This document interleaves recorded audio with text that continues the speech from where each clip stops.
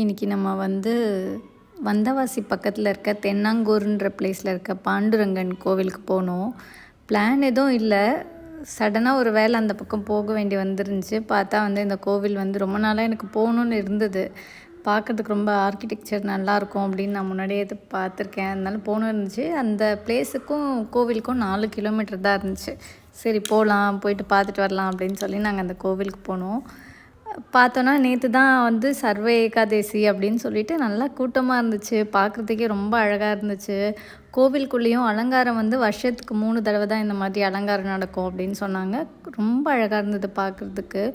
அப்புறம் பார்த்திங்கன்னா இங்கே டான்ஸ் ஆடுறவங்களாம் வந்திருந்தாங்க. ஒரு மாதிரி ரொம்ப கொண்டாட்டமாக இருந்துச்சு. கோவில்னால் இந்த மாதிரி கொண்டாட்டமாக இருக்கணும்ல, அந்த மாதிரி இருந்தது.